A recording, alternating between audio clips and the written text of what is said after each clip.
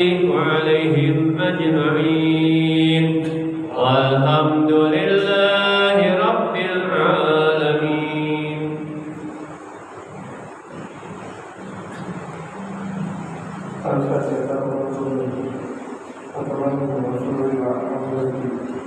سيدنا رسول الله صلى الله عليه وسلم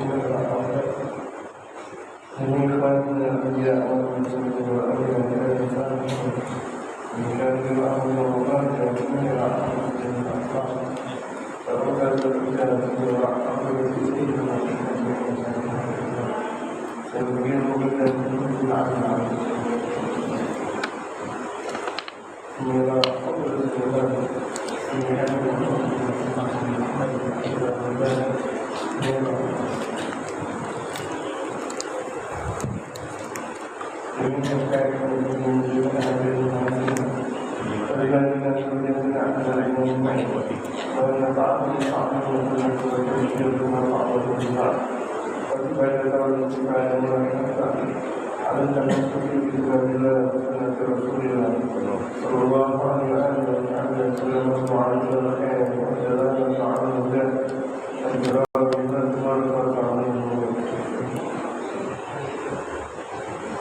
إلى حضرة النبي المصطفى محمد صلى الله عليه وصحبه وسلم الفاتحة.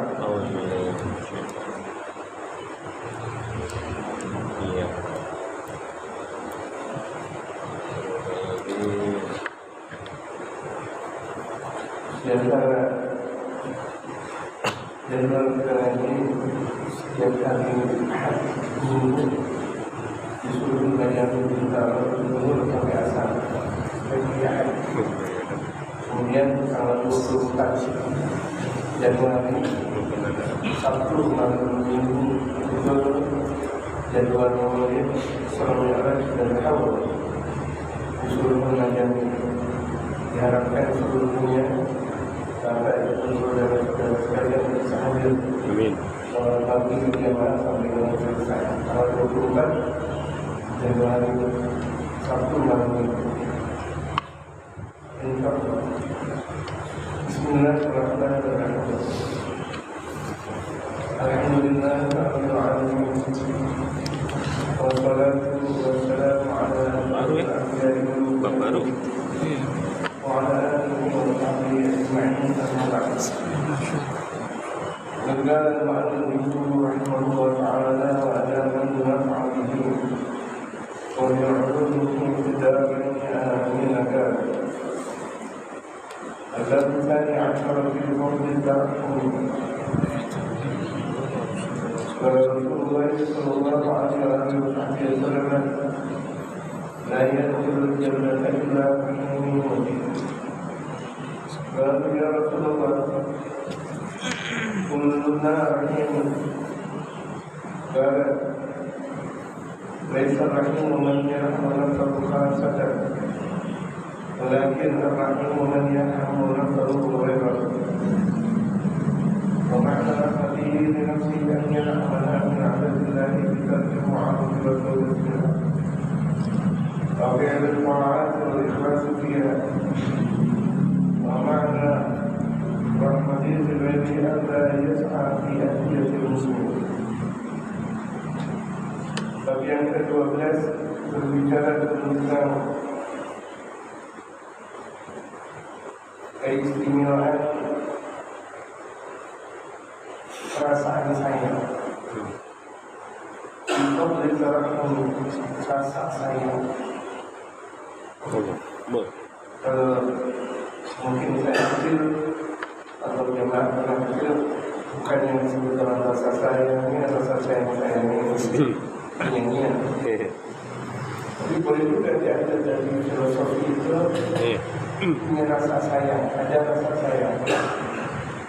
Satu bagi dalam Rasulullah punya sahabatnya. Kemudian ketika itu sahabat melihat Rasulullah mencium kedua cucu beliau Sayyidina Hasan dan Sayyidina Husain. Cium-ciuman bagi Rasulullah. Sampai sahabat tersebut takjub. dengan perilaku Rasul sampai pada akhirnya baginda Rasulullah bertanya, wahai sahabat, apakah engkau punya anak? Ini ya Rasulullah. Masih kecil kan?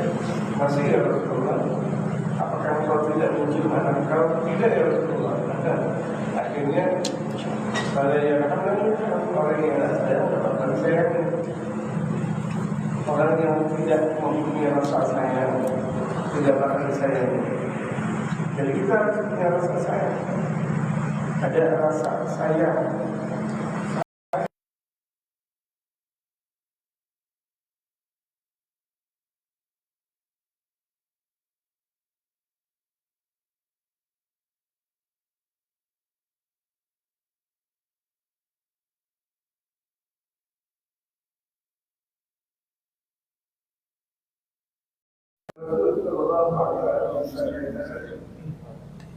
Kalau lagi mau melakukan perjalanan jauh itu dari rumah dia itu saya tidak suatu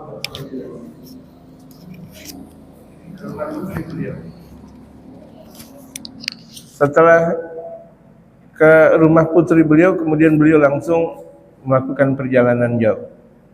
Begitu juga ketika pulang dari perjalanan jauh, beliau ke rumah putri beliau, Sayyidatuna Fatimah.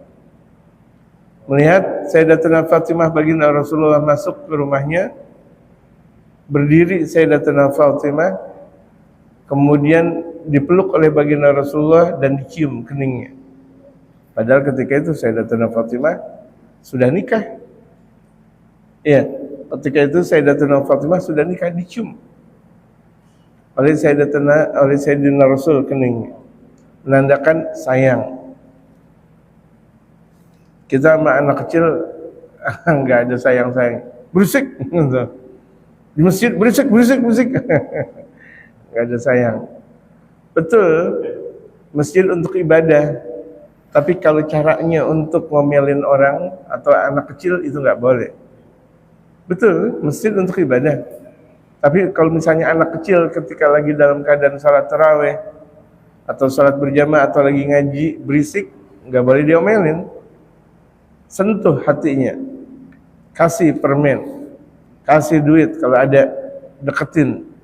Jangan sholatnya khusus anak-anak dengan kalangan anak-anak, maka akan terjadi permainan buat anak-anak khusus untuk di belakang anak-anak. Ya udah main-mainan udah semuanya.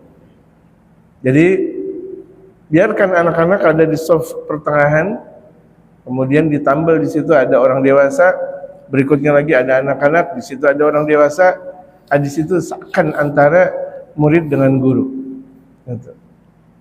Itu namanya sayang. Jangan biarkan anak kecil berisik, jangan biarkan, tapi dengan sentuhan kasih sayang, cinta kasih, kelembutan. Kita juga kalau sama anak apalagi jangan hawanya marah-marah melulu. Sama istri hawanya marah-marah melulu. Berarti nggak ada rasa sayang. Gak bisa masuk surga tuh model-model yang kayak gitu. Di antara orang yang masuk surga, di antara sifatnya itu sayang. Sayang betul. Gitu. Punya rasa sayang. Makanya banyak orang-orang Betawi bilang itu orangnya enggak enakan. Orang yang enggak enakan itu kan berarti dia punya rasa sayang. Enggak enak banget deh. Kalau enggak datang enggak enak. Gitu. Kalau enggak ngasih duit enggak enak. Kalau enggak ngasih enggak enak gitu. Ada satu perasaan yang dalam satu bahasa namanya enggak enakan. Dan sifat tersebut bagus gitu. Kita perlu seorang muslim memiliki sifat tersebut. Ada perasaan enggak enak gitu. Nah kita bahas. Qala Rasulullah sallallahu alaihi wasallam la yadkhulul jannata illa rahimun.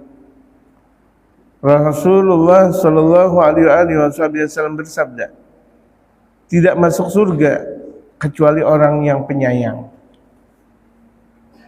Tidak masuk surga kecuali orang yang penyayang. Hanya orang-orang penyayanglah yang bakal masuk surga. Sama istri gahar, galak, sama anak gahar galak, sama keturunan gahar galak, sama tetangga gahar galak, nggak ada pedulinya sama tetangga.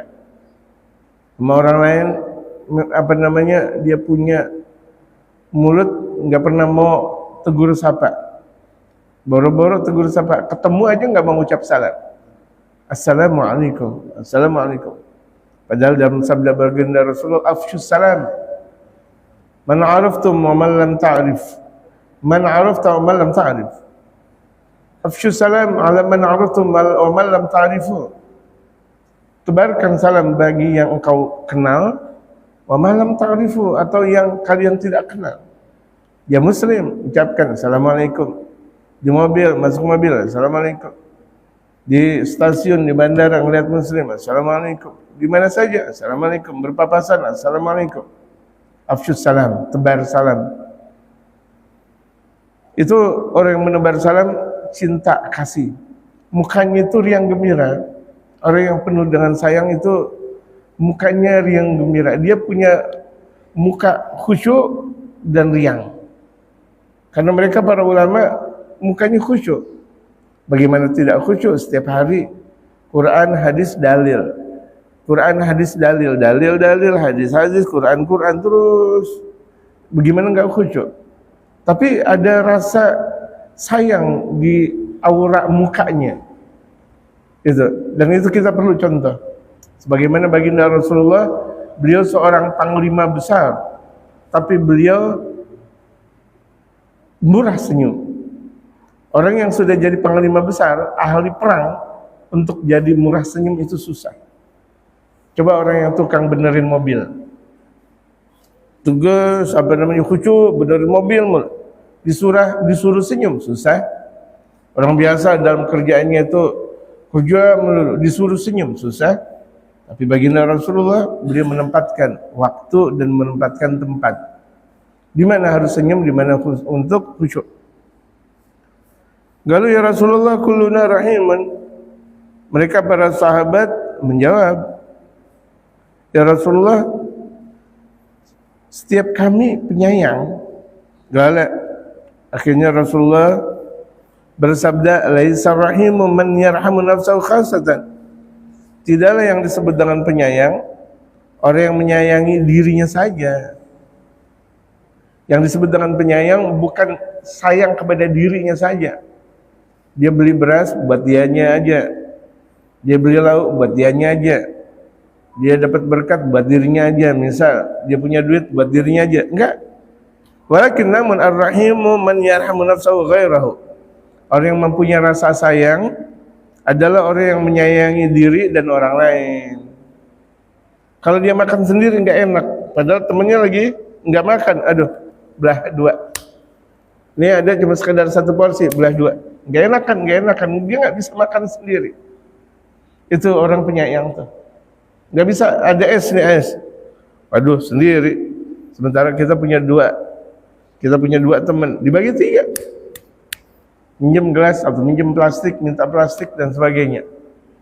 Jadi orang yang mempunyai rasa sayang, dia tidak hanya menyayangi dirinya, tetapi dia menyayangi orang lain.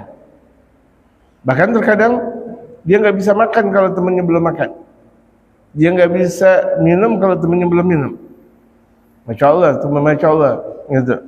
Ini kita enak-enakan. Kita minum legak, makan enak. Samping kanan kiri kita enggak makan, enggak ada perasaan. Ini lucu-lucu aja. Kaum muslimin itu tertata dirinya untuk mempunyai rasa sayang. Ini muslim. Orang kafir memang orang kafir, enggak perlu dinasihati orang kafir.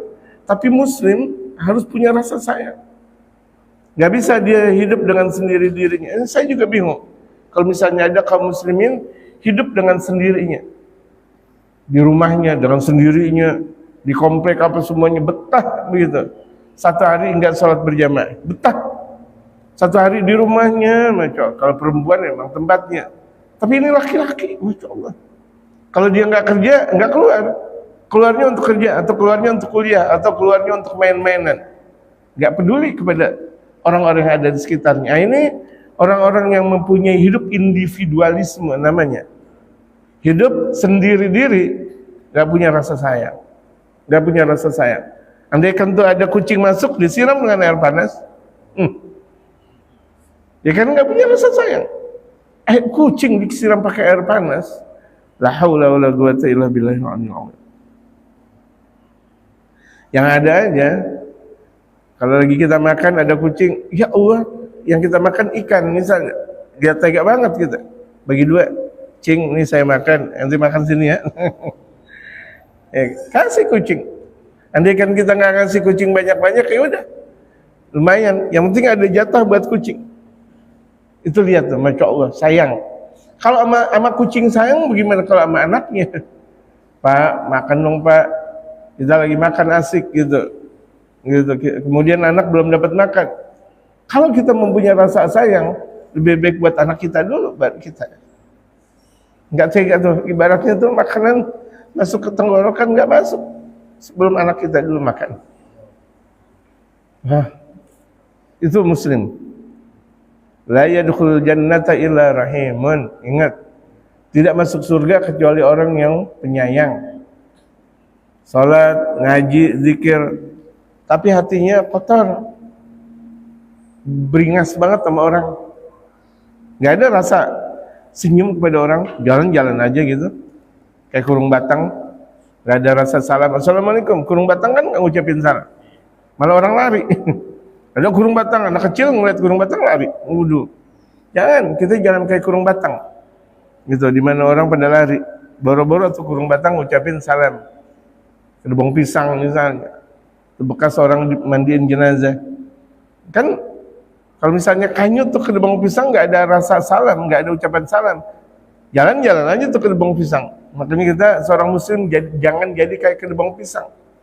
Ada orang kanan kiri, assalamualaikum, assalamualaikum, baik sama orang, rahimun tuh namanya, sayang.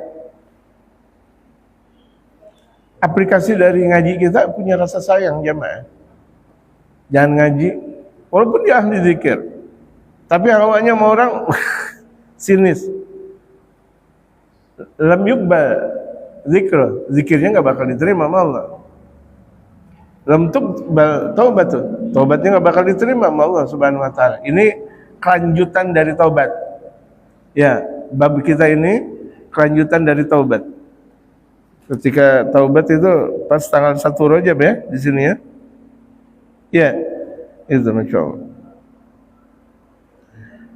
Wa ma'na rahmatihi li nafsihi, artinya sayang kepada dirinya, an yarhamaha min adabillahi, dia sayang kepada dirinya, artinya sayang dia takut dari adab Allah. Bitarkil ma'asi wa taubati minha, dengan meninggalkan maksiat dan taubat dari maksiat. Itu maksudnya. Saya sayang sama diri kita, iya, berarti ninggalin maksiat dong. Jangan kita katanya sayang sama diri kita, tapi kita biarkan subuh begitu saja. Adzan berlalu, as-salatu khairum minan naum, kita asik tidur lagi. Apalagi sekarang curah hujan lumayan agak banyak, ya kan? Waktu zuhur begitu juga, asar, maghrib dan isya, yang kita ikuti nafsu gitu. Kalau kita ngikutin nafsu, jangankan sih seperti ngaji, sholat aja mungkin nggak mungkin, kerja mungkin juga nggak mungkin. Kenapa? Kalau dia ngikutin hawa nafsu, gitu. Apakah ini sukses di dunia dan akhirat? Jauh dari kesuksesan. Wa taubati minha, dan taubat dari maksiat, itu namanya sayang sama diri. Kalau saya sayang sama diri saya, berarti saya udah nggak mau berbuat maksiat lagi. Saya jaga mata saya jaga mulut saya jaga telinga saya jaga hidung saya jaga seluruh anggota tubuh saya, tangan, kaki, maluan depan, maluan belakang, hati saya jaga. Kenapa? Sayang sama diri dari maksiat. Wa fi'li ta'ati wal ikhlasi fiha, dan yang disebut dengan sayang kepada dirinya itu dengan menjalankan pekerjaan taat. Dia sholat, dia ngaji, dia zikir, dia bersedekah, dia sayang sama orang, dia peduli sama sesama. Wal ikhlas fiha, dan dia betul-betul ikhlas karena Allah, bukan karena pencitraan. Bukan karena pencitraan. Datang ke tempat bencana untuk pencitraan. Misal dia gotong-gotong apa namanya gula putih misal, pencitraan misalnya. Kalau mau ngasih aja, ibaratnya. Kalau dia mau betul-betul ikhlas karena Allah Subhanahu Wa Taala dimanapun bencana, dia mau turun tangan, ikhlas karena Allah. Dilihat orang nggak dilihat orang, kalau udah waktunya ngasih aja. Bukan karena ketika dilihat orang kemudian dia ngasih, nggak dilihat orang dia ngasih. Itu namanya pencitraan. Kalau pejabat yang betul-betul ikhlas, boleh diperlihatkan, boleh, nggak ada masalah. Nggak diperlihatkan juga nggak ada masalah. Emang waktunya dia memberi, alhamdulillah nggak ada masalah. Ikhlas tuh kalau begitu jadinya. Kita mengharapkan seluruh pejabat kita ikhlas.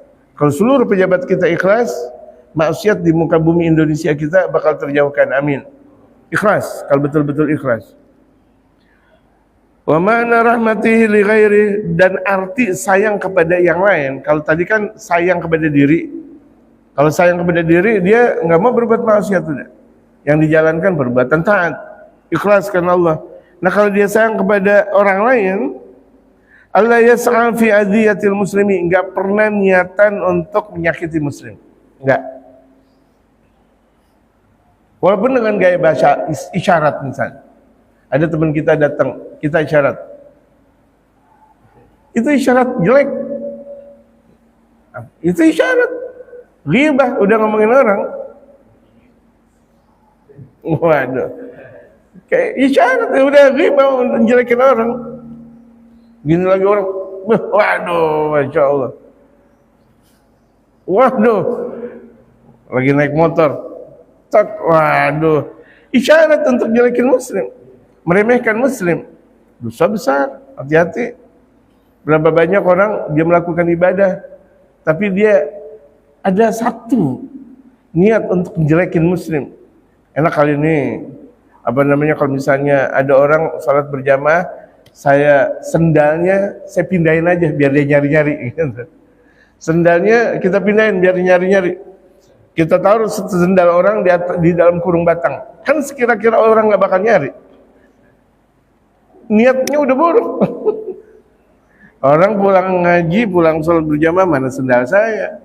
Akhirnya dia pulang ke rumahnya tanpa sendal gitu. Kelihatan kan sepele. Baginda Rasulullah bercanda, para sahabat bercanda, para wali, para ulama bercanda, tapi bercanda syariat, tidak keluar dalam syariat. Baginda Rasulullah ketika menjumpai ada seorang perempuan marbot di Al-Madinatul Munawwarah, di masjid beliau bercanda kepada perempuan tersebut. Tahu gak, Bu? Di surga nggak ada nenek-nenek. Ya Rasul, iya, di surga udah nggak ada nenek-nenek. Nangis tuh marbotnya, nangis. Ya Rasulullah, aku sudah tua renta, aku wakafkan diriku untuk engkau, untuk masjid. Aku wakafkan diri. Bagaimana kalau misalnya pada akhirnya aku nggak bisa bakal masuk surga? Rasulullah senyum. Gak ada nenek-nenek. Makin nangis tuh. Akhirnya Rasulullah bilang, begini ibu, orang melakukan ibadah walaupun dia tua, ketika dia masuk surga berubah. Yang di alam hidupnya 80, 90 atau mungkin lebih, ketika masuk dalam surga itu sekira-kira usianya 30 tahun. Usia masih muda ketika itu. Jadi dalam surga nggak ada kakek-kakek, nggak ada nenek-nenek. Wah, girang akhirnya. Itu bercandanya Rasulullah. Kalau kita lihat terkadang di stand komedi, ya, di stand komedi, di lawakan, itu stand up komedi dan sebagainya, itu bukan lawakan syariat. Kalau lawakan syariat boleh dan bagus. Itu kadang jelek-jelekin orang, kadang nuansa politiknya, orang mau bercanda kok politik sana dan sini, ngawur namanya, gitu. Jelekin orang lagi. Qala sallallahu alaihi wasallam, Rasul Muhammad sallallahu alaihi wasallam bersabda, Al muslimu man saliman nas min yadihi wa lisani. Ini dasarnya kaum muslim, yang namanya orang muslim di mana manusia yang lain selamat dari tangan dan lisannya. Artinya tuh muslim yang lain itu terselamatkan dari tangan, dari curian. Seorang muslim nggak mencuri, nggak mengambil harta orang, nggak mengambil hak orang. Seorang muslim lisannya dia jaga, nggak nyakitin orang, nggak ghibah, apalagi buhtan, mengada-ngada dan sebagainya, tidak. Jadi seorang muslim tangannya selamat, nggak mau mengambil hak orang lain, kemudian lisannya terjaga. Hifzul lisan, dia betul-betul menjaga lisannya. Makanya ada dalam satu riwayat, kalau misalnya ada perempuan udah nggak bakal bisa menjaga lisan, perempuan nih nggak bisa menjaga lisannya, kemaluannya juga dia nggak bisa jaga. Ini perempuan. Kalau perempuan ngomong melulu, ngomel melulu, ngomong lagi, ngomel, nggak ada apa-apa dia ngomong aja. Saya ini habis beli emas nih. Habis itu dia ngomong lagi sama ibu-ibu yang lain, saya habis beli emas nih. Ngomong lagi, saya habis beli emas nih dari Tanah Abang, Tanah Gede, Tanah Encing, tanah Adik dan sebagainya. Oh, dikasih tahu semuanya. Nggak ada manfaat dia ngomong. Ini saya habis beli ini baju nih di Tanah Abang, saya habis beli baju nih di Tanah Adik, ngomong nggak ada manfaat. Nah, kalau dia nggak bisa menjaga lisan, kemaluannya nggak bisa dia jaga. Hati-hati nih. Hati-hati betul-betul nih perempuan. Terkadang laki ngomong satu dijawab 1000. Coba aja di HP. Coba lihat HP. Seorang suami ngomong satu, istri ngomong 100. Suami ngomong cuma 5 kata, istri ngomong 5.000 kata. Allahu Akbar. Coba dalam 5.000 kata dia bilang subhanallah, alhamdulillah, la ilaha illallah, Allahu Akbar, la haula wala quwwata malaikatu ya nabi sallallahu. Diberkahkan. Itu dia ngomong. Terkadang tuh perempuan ngomong banyak, jawabannya cuma nggak boleh gitu. Kan itulah watak laki-laki. Bukan dibilang ya Allah gitu. Enggak, itulah watak laki-laki.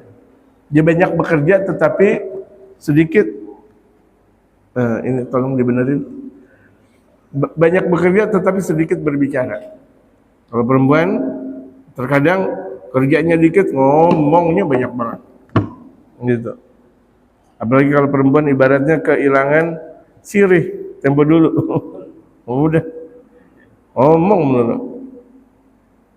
Dijaga nih, yang namanya muslim dia punya tangan dan lisannya dia jaga, nggak mau nyakitin orang, itu namanya muslim.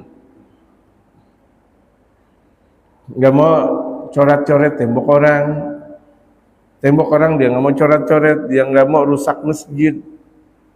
Pokoknya yang bukan hak milik dia nggak mau dia coret-coret, dia nggak mau rusak. Misalnya ketika dia jalan aja, nggak perlu ngerampas tanah orang, nggak perlu dia ngerampas tanaman orang. Kan kadang ada orang jalan tuh tanaman main serobot aja begitu, diambil pucuknya, nggak boleh. Maling namanya seperti itu. Maling walaupun cuma sekedar ngambil pucuk doang, atau cuma sekedar ngambil apa saja. Astagfirullahaladzim. Jalan-jalan aja dong, gitu. Kadang ada orang muslim jalan serobot aja. Ada rumah orang main gubruk gitu aja. Dia nggak bisa jaga lisannya, dia nggak bisa jaga tangannya kalau begitu jadinya. Oi, masya Allah, kayak tukang tape. Oi, kemana oi? Wah, dia jaga lisan. Muslim, ya orang muslim dijaga. Assalamualaikum. Oi, kemana? Ngomong kayak Betawi tempo dulu. Dari Kemayoran ke Kebayoran, kedengeran. Oi, astagfirullah. Jangan jaga mulut kita, lisan kita. Gitu, ngomong yang benar. Tawadhu kita ngomong, rendah kita ngomong. Gitu. Wa yarhamul bahaima, dan dia sayang kepada binatang. Kalau sama binatang aja disayang. Tuh ada kucing, jangan dibiarkan begitu saja. Andaikan tuh ada kucing, dia mau kasih. Andaikan dia keluarin, takut kencing, takut apa dan sebagainya. Itu boleh, tapi jangan ditendang tuh kucing. Jangan disiram tuh kucing dengan air panas, gitu. Kalau cuma sekedar pakai air sedikit-sedikit nggak ada masalah, gitu, biar tuh kucing keluar. Jangan pakai air panas, nggak boleh. Bahkan ada sebagian mereka para waliullah, dia sengaja beli lauk itu untuk seperti kucing atau binatang apapun. Walaupun tuh dia nggak memelihara binatang, pokoknya setiap harinya dia beli lauk, ada binatang dia kasih, ada binatang dia kasih. Nah, kalau orang begini berarti sayang. Kalau sama binatang aja sayang, bagaimana sama orang lain? Bagaimana kalau sama anaknya sendiri? Gitu, sama keluarganya, apalagi min babil aula. Satu waktu itu sayang sama kucing, sayang sama binatang, sayang sama tumbuh-tumbuhan. Ki Abdul Hamid Pasuruan, atau yang disebut dengan Mbah Hamid, wali min auliyaillah, alim besar, Ki Abdul Hamid. Ada orang ngikat pohon kelengkeng kekencengan. Pohon kelengkeng diikat dengan kencang, sampai beliau, aduh. Kenapa Mbah? Jangan kenceng-kenceng dong. Mbah terasa terlihat. Itu pohon kelengkeng diikat kenceng-kenceng. Kan terkadang ada ikatan yang sekarang tuh pakai ikutan kenceng, apa namanya, pakai itu kabel kis, pis, pigis, ya, itu dia, kabel pis gitu dia, kenceng banget, jangan sampai itu berbekas. Kalau sama pohon aja jangan, bagaimana sama tangan orang lain? Astagfirullahaladzim, gitu. Pencuri ayam, gini sampai dia punya tangan mau copot pakai borgol, nggak boleh. Ya, hukum itu kalau sudah terlihat hukumannya apa dan hukumannya apa. Ini belum terlihat, nggak boleh.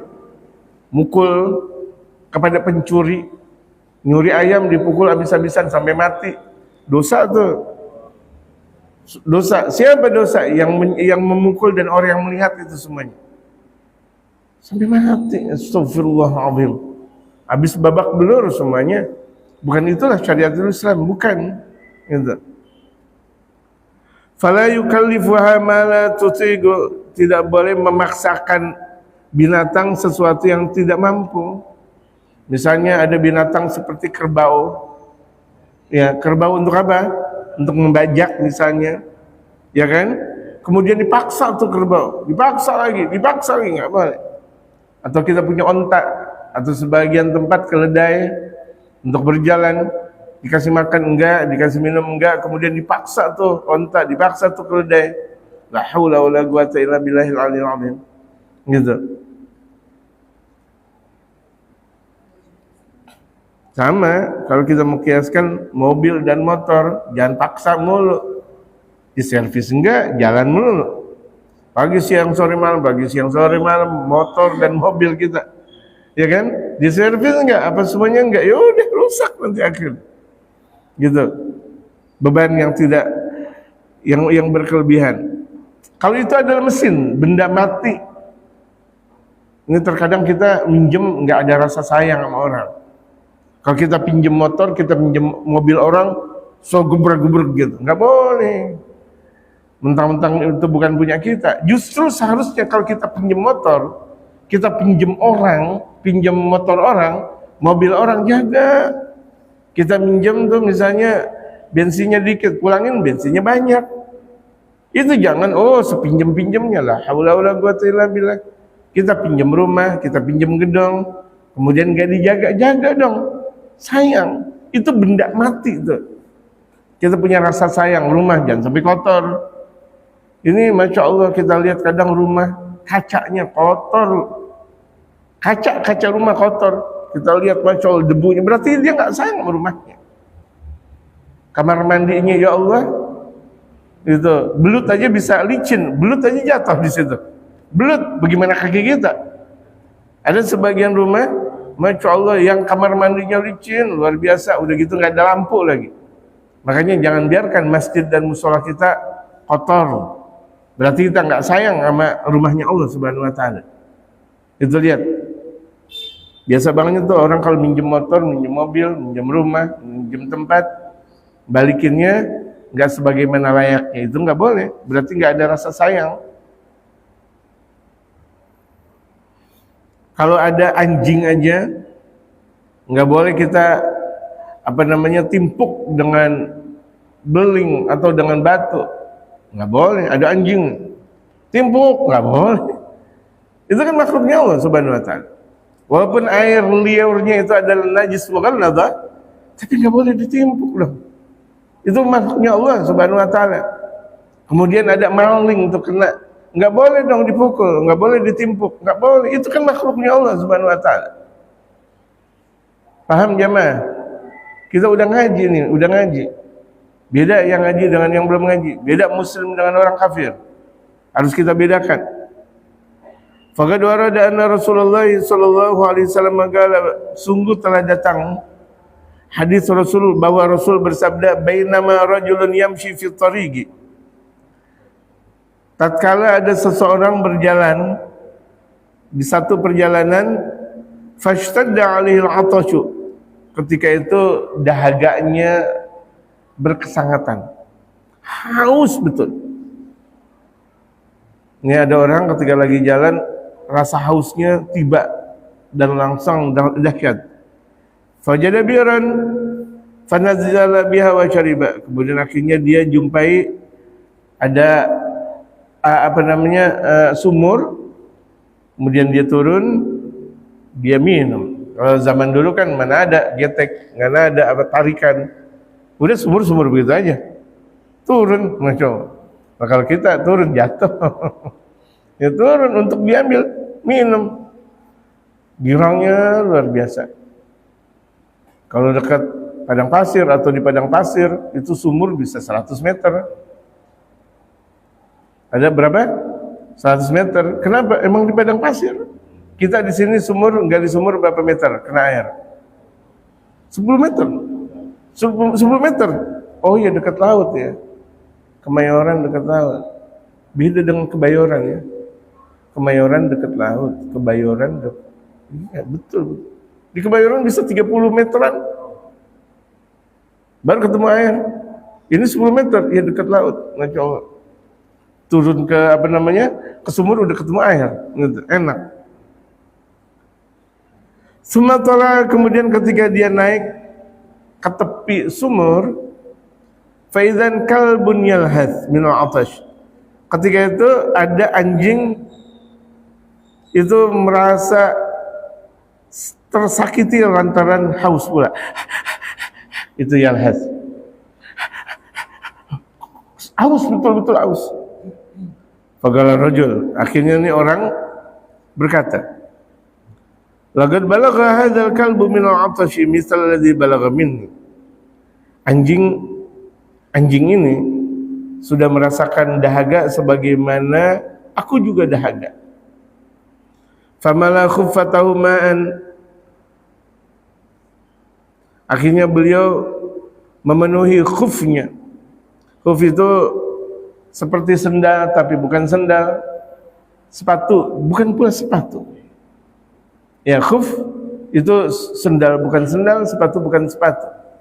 Kalau khuf itu seluruh anggota tubuh terlingkari seperti sepatu. Cuma bedanya di atasnya tertutup.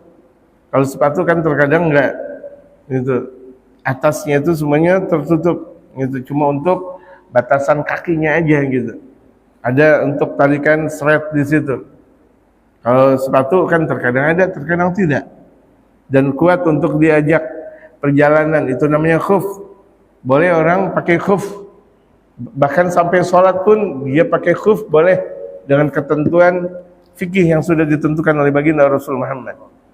Diambil khufnya, kemudian dia ambil air. Setelah diambil air, semua amsakau bifih, kemudian dikasih di mulut sang anjing. Diambil khufnya dulu dengan mulutnya.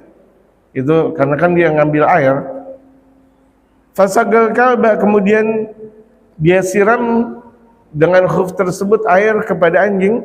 Fasyakarullah ta'ala. Akhirnya tuh anjing bersyukur kepada Allah. Ada dalam satu kata orang tersebut bersyukur kepada Allah. Antara dua. Yang bisa jadi orang tersebut bersyukur, ada juga bisa jadi anjing ngucapin terima kasih. Faghfara lahu, akhirnya Allah ngampunin dosanya. Gara-gara apa? Ngasih minum anjing. Gara-gara ngasih minum anjing, Allah ampunin dosa. Allah ampunin dosa. Karena dia punya rasa sayang sama anjing. Kalau ini adalah anjing, bagaimana kambing? Bagaimana anak orang? Bagaimana anak dirinya sendiri? Dia betul-betul sayang, betul. Sayang sesayang-sayang. Lalu ya Rasulullah, inna lana fil bahami ajran. Sampai mereka para sahabat bertanya, ya Rasulullah, apakah kami mendapatkan pahala lantaran melakukan kebaikan kepada binatang? Gala. Rasulullah menjawab, fi kulli dzati kabidin rutbatu ajr. Bahkan di setiap melakukan kebaikan kepada yang punya jantung itu ada kebaikan. Kepada kita melakukan kebaikan sama siapapun itu ada kebaikannya, ada ganjarannya. Gak usah khawatir dalam sabda Rasulullah, gak usah takut. Kita kasih apapun kepada siapa dan apa dan sebagainya, pasti akan ada ganjarannya. Ada pahalanya. Dan pahalanya tersebut syafaat yang datang dari Allah Subhanahu wa taala, ampunan Allah Subhanahu wa taala. Ini orang tersebut baru cuma sekedar ngasih minum saja. Baru cuma sekedar ngasih minum saja. Ada dalam kitab Ihya Ulumuddin, dalam satu riwayat seorang perempuan pelacur bahkan. Baru dia menjajakan dirinya. Dia jalan ke satu perjalanan di padang pasir, melihat ada anjing kelabakan. Saking hausnya kelabakan, melintir tuh anjing. Waduh, akhirnya haknya dia ambil, dia turunin ke ke sumur, habis itu dia minum. Dia kasih minum anjing. Dengan keberkahan dia kasih minum anjing, akhirnya tuh perempuan tersebut yang disebut dengan WTS atau sebagian orang bilang perek atau WTS atau dalam bahasa bagusnya PSK itu. Pelacur PSK itu dalam bahasa bagusnya PSK. Allah ampunin dosanya dengan cara dia tobat kepada Allah. Dia nangis, ya Allah, ya Allah. Padahal dia berlaku kebaikan kepada anjing. Ya Allah, astagfirullahaladzim, astagfirullahaladzim, astagfirullahaladzim. Dia tobat kepada Allah, ya Allah. Enggak lama meninggal dunia. Enggak lama meninggal dunia dan tempatnya di surga ya Allah Subhanahu wa taala. Cuma dia melakukan kebaikan tetesan-tetesan air saja kepada anjing. Allah Maha Penyayang jamaah sekalian. Jadi kalau misalnya kita dakwah kepada orang, ngasih kepada orang, udah alhamdulillah. Ngasih lagi. Enggak usah kita ngarepin kapan saya dikasih. Jangan dong. Kalau kita udah ngasih, jangan kita ngarepin kapan sih waktunya saya dikasih. Allah yang Maha tahu semuanya. Kan terkadang ada orang dakwah, saya mulu ngasih, kapan saya dikasih, tuh kan? Saya ini ngasih mulu, kapan saya dikasih? Saya menyayangin orang mulu, kapan saya disayang? Nggak usah khawatir. Allah Maha Adil. Ketika kita melakukan kebaikan kepada anak orang, anak-anak kita bakal melakukan kebaikan oleh Allah. Dimanapun kita berada, anak-anak kita di mana dan di mana bakal dijaga oleh Allah. Kalau kita menjaga anak orang, kalau sayang sama anak orang, sayang sama anak orang, sama anak kucing juga disayangin, walaupun kadang kita ngeliat geli. Geli kita ngeliatnya kadang. Tapi sayang, kasih makan dan sebagainya, walaupun kita nggak melihatnya, gitu. Ya Allah, tuh lihat Allah Maha Sayang. Allah Maha Sayang. Gak usah khawatir apapun yang sudah kita beri kepada makhluknya Allah Subhanahu Wa Taala. Gak usah kita hitung-hitung. Saya udah ngasih ini, saya udah kasih itu, saya udah ngasih ini, saya udah kasih. Enggak, Allah Maha Razzaq, Allah yang Maha memberi rezeki. Allah Al-Mu'ti. Allah yang Maha memberi. Fala tubti, ya Allah, jangan engkau lambatkan untuk engkau memberi kepada kami, ya Allah. Ya Mu'ti la tubti. Dalam doa. Ya Mu'ti la tubti.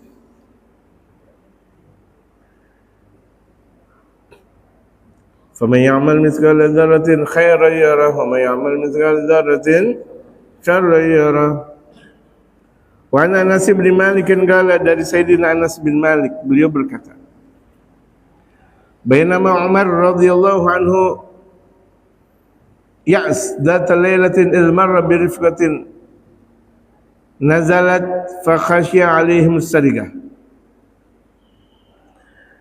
Dan dari Sayyidina Anas bin Malik beliau berkata, satu waktu tatkala Sayyidina Umar bin Khattab itu beliau ada rasa khawatir dalam satu malam. Ada seseorang itu tiba di satu kampung, fa khashiya alaihim as-sarigah. Itu akhirnya Sayyidina Umar khawatir ada kemalingan. Ini jiwa sang pemimpin. Khawatir kalau kampungnya itu ada maling, ada apa. Falagi Abdurrahman bin Auf radhiyallahu anhu faqala. Kemudian Sayyidina Umar berjumpa dengan Sayyidina Abdurrahman bin Auf. Akhirnya Sayyidina Abdurrahman bin Auf berkata, "Maladzi ja'aka bika fi hadhil sa'ah ya Amirul Mukminin?" Apa yang membuat, apa gerangan engkau wahai Amirul Mukminin ada di malam hari ini? Ini malam dingin. Kenapa engkau wahai Amirul Mukminin? Ya Amirul Mukminin lebih tinggi daripada presiden. Karena Amirul Mukminin semua kaum mukmin di dunia ketika itu beliau pimpinannya, Sayyidina Umar bin Khattab. Kalau kita kan satu wilayah, Indonesia saja, Malaysia saja. Ini semuanya wilayah kekuasaan Islam kala itu. Beliau pimpinannya, Amirul Mukminin. Ada di satu malam, sampai pada akhirnya Sayyidina Abdurrahman bin Auf, apa gerangan wahai Amirul Mukminin?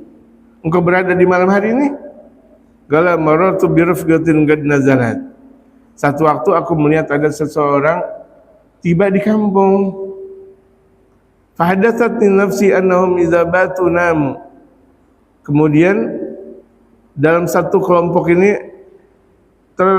ada kafilah ya, ibaratnya kafilah datang ke kampungnya. Tergerak dalam diriku kalau misalnya mereka tertidur, mereka bermalam di kampung ini, mereka tertidur. Kalau mereka bermalam di kampung ini kemudian mereka tertidur, aku khawatir banyak orang yang bakal ngambil barang dagangannya. Padahal itu bukan ahli kampungnya, orang lain. Gara-gara tiba di kampungnya ada perasaan untuk menjaganya. Ini bagus betul nih marbot kita. Kalau misalnya ada orang lain ada di masjid, kasih kopi, kasih teh, ya kan, pahala. Jangan dirasa cemaskan, gitu.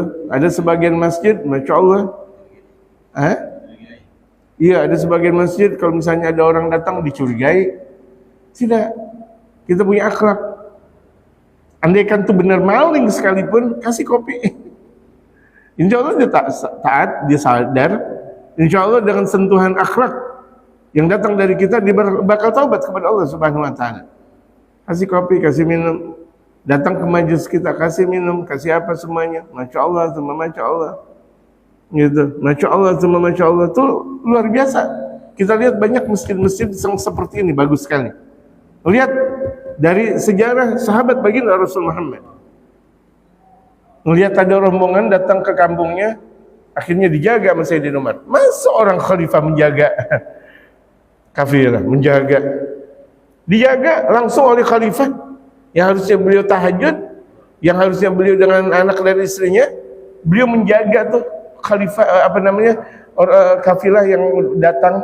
Kalau ketiduran kan kesian dia, dijaga, takut ada maling. Fakhashitu alaihim sarik, aku khawatir ada maling di situ. Kalau ada maling habis dah tuh barang dagangannya, habis. Sebentar aku lihat, aku dosa, aku biarkan itu semuanya. Fantalaga bina nahrisuhum, akhirnya kami menjaga mereka. Enggak tanggung-tanggung, yang menjaga siapa? Amirul Mukminin Sayyidina Umar bin Khattab. Menjaga sebagaimana layaknya penjaga. Iya, sebagaimana kalau ronda sih kita ngopi mul, ngobrol mul. Ini jaga bolak-balik, dijaga betul. Dalam keadaan berdiri, jaga lagi. Khawatir ada maling, khawatir ada maling, khawatir ada maling. Fantalaqna faqa'ada qariban min ar-rifqati yahrusani hatta idza tala al-fajr. Akhirnya kami berdua, kata Sayyidina Abdurrahman bin Auf dan Sayyidina Umar, mulai faqa'ada, duduk. Qariban min ar-rifqah, duduk karena udah letih, jaga. Duduk dekat dengan rombongan, dekat dengan kafilah. Kafilah pada tidur. Dia akhirnya duduk. Ini sahabat Rasulullah nih, lihat. Sayyidina Umar, Sayyidina Abdurrahman bin Auf. Sayyidina Abdurrahman bin Auf itu ibaratnya ketua kadin. Ketua kadin. Orang paling kaya. Orang paling kaya. Jagain orang yang datang ke kampungnya, jagain. Khawatir kalau barang dagangannya diambil orang. Ya harusnya dia jaga keduanya. Ini pimpinan-pimpinan sahabat Rasulullah nih jamaah. Hatta idza talal fajr nada Umar radhiyallahu anhu. Sampai pada akhirnya mulai terbit fajar waktu subuh. Akhirnya Sayyidina Umar, ya ahlar rifqah as-salah. Wahai orang-orang yang berkelompok, wahai para saudagar, wahai orang-orang yang pada datang di kampung kami, waktunya salat. Waktunya sholat udah gitu. Kewajiban Sayyidina Umar untuk menjaga jangan sampai kemalingan. Kemudian kewajiban beliau menjaga juga syariatul Islam agar tamunya, orang yang berada di kampungnya itu mendirikan sholat. Hebat gak? Hatta idza ra'ahum taharakun sarafa. Sampai Sayyidina Umar melihat mereka sudah mulai bergerak nih. Ini kafilah-kafilah udah mulai bergerak mau sholat. Baru Sayyidina Umar ke masjid. Belum ada gerakan, masih tetap aja sholat. Kalau kita terkadang manggil-manggil doang orang sholat, orang belum bergerak, belum berapa, udah kita langsung ke masjid. Ini beliau tunggu dulu. Udah ada pergerakan belum? Oh ini udah bangun, semuanya udah bangun, udah siap-siap mau sholat. Akhirnya Sayyidina Umar berangkat ke masjid. Khalifah, lihat, khalifah. Fa'alina an naqtadiya bi sahabati radhiyallahu anhum, wajib buat kita untuk mengikuti jejak langkah sahabat. Emang yang kita mau ikutin siapa kalau bukan Rasul, keluarga, sahabat, para aulia dan para ulama-ulama salihin. Ini diantara jejak langkah para sahabat di mana Sayyidina Umar sayang, mempunyai rasa sayang, mempunyai rasa peduli gitu kepada orang yang datang ke kampungnya. Bagaimana ahli kampungnya? Lihat nih, ini kan orang yang datang ke kampungnya. Bagaimana dengan ahli kampungnya? Allahu Akbar. Itu, Masya Allah, semua Masya Allah. Masih panjang nih. Zaman sekalian, rupa-rupanya waktunya sudah. Padahal kita ngaji sebentar banget kayaknya. Berapa menit kita ngaji? 50 menit. Kayak 20 menit. La ilaha illallah Muhammadur. Iya dah, udah waktunya. Mau bilang gimana? Ya, wallahu a'lam. Insyaallah tanggal 24 itu jamaah yang laki perempuan jangan lupa gitu, Sabtu malam Minggu salat maghrib berjamaah di Sulhul Majami, tempat kita bersama di Bintaro, Sanggerahan, Jakarta Selatan. Dari Kemayoran ke Bintaro, ya emang sih dari ujung ke ujung. Dari ujung ke ujung. Tapi untuk syiar nggak ada kata ujung ke ujung, insya Allah. Marhaba? Marhaba? Oh, barusan ngaji sejam kurang. Oh, perjalanan. Perjalanan 1 jam kurangnya. Dari 1 jam perjalanan itu dosa diampuni oleh Allah. Malaikat itu udah bilang, Allah maghfir lahum, Allah maghfir lahum. Malaikat semuanya bilang, ya Allah ampunilah mereka, ampunilah mereka, ampunilah mereka. Yang naik mobil diampunin, yang naik motor diampunin. Sama yang jalan kaki juga, kalau pada mau jalan kaki diampunin sama Allah. Naik odong-odong. Dari sini ke sana naik odong-odong. Wallahu a'lam. Bismillah.